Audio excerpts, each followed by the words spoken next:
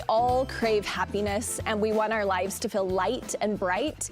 But if you feel your life is lacking the happiness you crave, create it. My next guest believes happiness is something we can control, and she says there's a research-based formula to achieving more joy.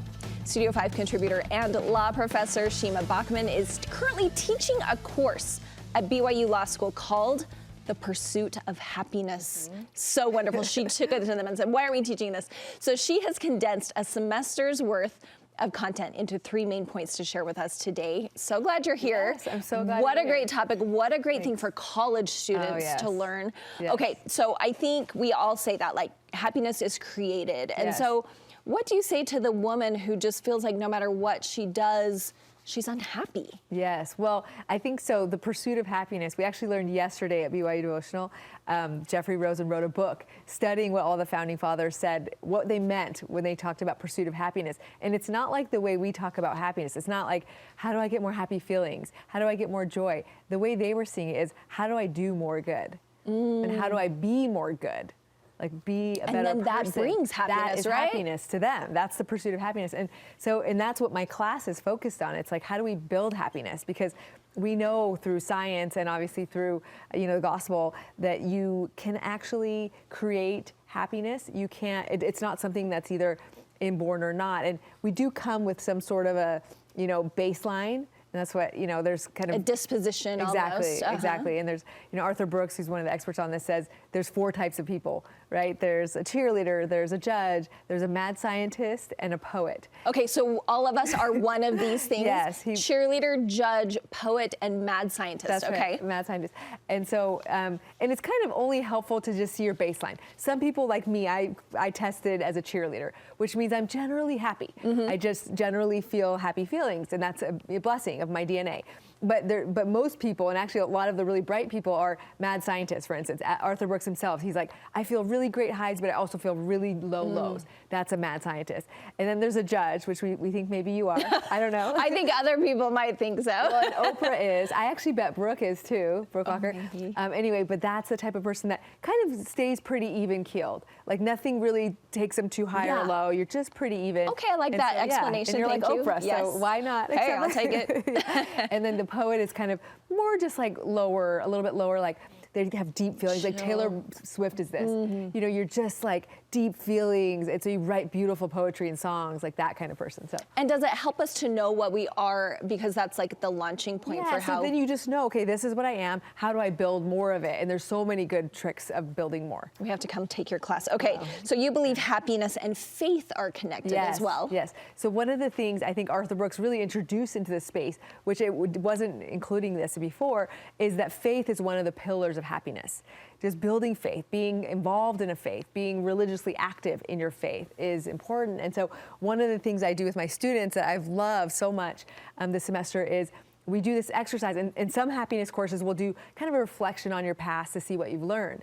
But we did at BYU, it's like, let's reflect on our past and how our faith has developed thus far, right? Like, and they're, in their 20s, so it's not like they've had a long life, but all of them had really interesting things that they could reflect on what's built their faith.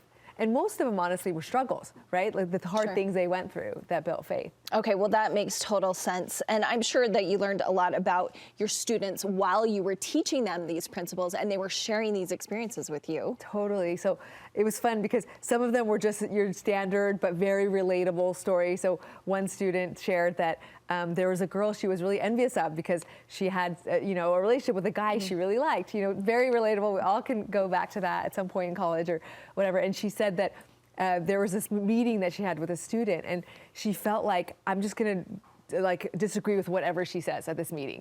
And it happened to be like a church meeting where they were presenting different scriptures and as like the theme of the year for their youth. And she said, the minute she said a scripture, like as she read the scripture, she thought, oh, this is like the exact perfect scripture.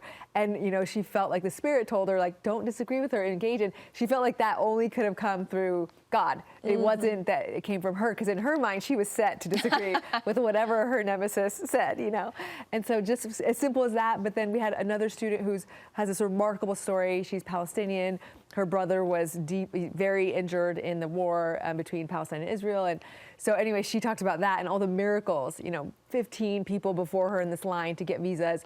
She gets one granted, everyone else denied. I mean, just the miracles that brought her to our class at BYU. So, well, I love those two examples because one is huge. One is subtle. Yes. And so we can be on that scale somewhere. Totally. And it's really just the happiness piece of it is reflecting back and then learning from that. Like, what can I learn from it? And that learning process is a positive one where you can look at your past, even though things are negative, and say, what have I learned from that? How have I grown? And that turns it into a happy past and at least a learning memory.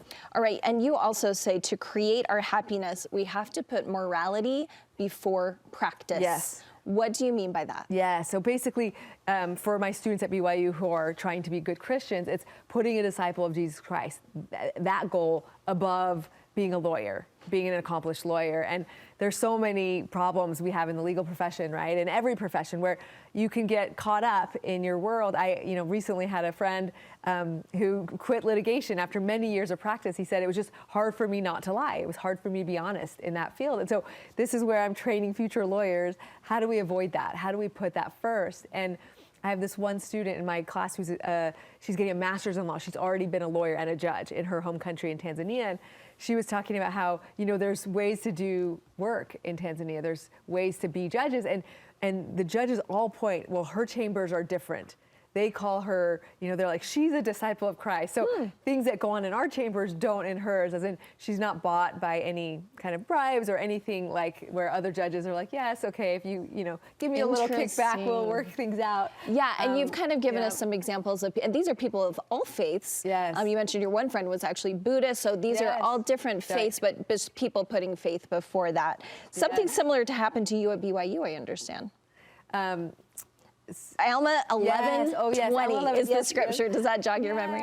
So this was one of the things we pointed out to the students. So part of our first readings in every class is reading some scriptures that we feel like relate. And one of them is the scripture that talks about basically the lawyers in the land kind of stirring up contentions. They don't get a good rap a lot of times in the scriptures. They don't. We have a whole class called Woe Unto You Lawyers. Yes.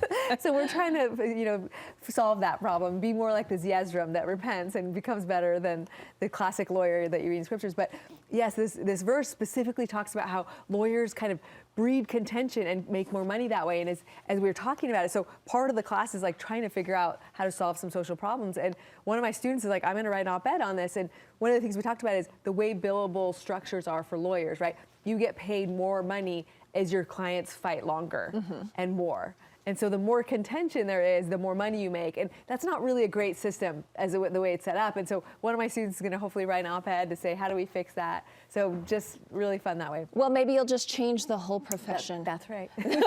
With one class at a time on happiness. Is this the last time you'll teach the class, or is it? No, I'm hoping this is the first time I'm teaching it. I'm so excited. Okay, because I think viewers, if their kids go to BYU, they'll be like, BYU Law School is BYU Law School. You just got to go to law school. That's it. No big deal. Get this happiness.